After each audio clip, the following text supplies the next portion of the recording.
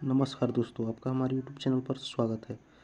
दोस्तों, आज हम देखेंगे बिहार पुलिस के लिए कुछ महत्वपूर्ण क्वेश्चन। तो चलिए स्टार्ट करते हैं। आपका पहला सवाल है, जीएसटी लागू करने वाला पहला राज्य कौन है? तो जीएसटी लागू करने वाला पहला राज्य असम है। चलिए अगला सवाल देखते हैं। भारत की सबसे पुरानी पर्वत श्रृंखला कौन सी है? भारत की सबसे पुरानी पर्वत श्रृंखला कौन सी है? तो अरावली। चलिए अगला क्वेश्चन देते हैं। हिमालय के सबसे दक्षिणी भाग को क्या कहा जाता है? तो हिमालय के सबसे दक्षिणी भाग को शिवालिका कहा जाता है। क्या कहा जाता है? शिवालिका। चलिए अगला सवाल देखते हैं। हिंदी भाषा में व्यंजनों की कुल संख्या कितनी होती है? हिंदी भाषा में व्यंजनों की कुल संख्या कितनी होती है? तो 33 होती है। चलिए अगला सवाल देखते हैं। क्षेत्रफल की दृष्टि से भारत का सबसे बड़ा राज्य कौन सा है? भारत का सबसे बड़ा राज्य राजस्थान है। चलिए अगला सवाल देखते हैं। पौधों में जल परिवहन होता है। तो पौधों में जल परिवहन जाइलम द्वारा होता है।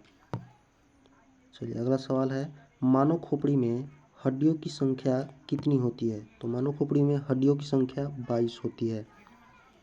चलिए अगला सवाल है। भारत में रबड़ का उत्पादन करने वाला अग्रणी राज्य कौन सा है?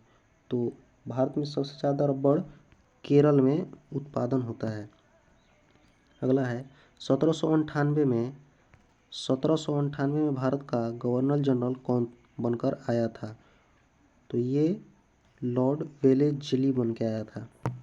चलिए अगला देखते हैं। अजंता की एलोरा गुफा कहाँ स्थित है? तो ये औरंगाबाद में स्थित है। अगला है 1916 का लखनऊ समझौता किसके बीच हुआ था? तो 1916 का लखनऊ समझौता अखिल भारतीय कांग्रेस और मुस्लिमों के बीच हुआ था। चलिए अगला सवाल देखते हैं। स्वदेशी आंदोलन कब प्रारंभ हुआ था? तो स्वदेशी आंदोलन बंगाल विभाजन के समय में प्रारंभ हुआ था। चलिए अगला सवाल देखते हैं। मिर्जा गालिब किस सम्राट के समय में थे? तो मिर्जा गालिब बहादुर शाह द्वितीय के समय में थे। अगला सवाल है। किताब उल हिंद का लेखक कौन था? तो किताब उल हिंद के लेखक अलबरूनी थे। चलिए अगला है। जयपुर शहर के संस्थापक कौन थे? तो जयपुर शहर के संस्थापक राजा सवाई जय सिंह थे। चलिए अगला है।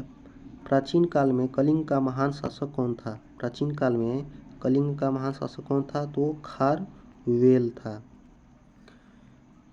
अगला है। गौतम बुद्ध का जन्म कहाँ हुआ था? तो गौतम बुद्ध का जन्म लुम्बिनी में हुआ था। अगला सवाल है।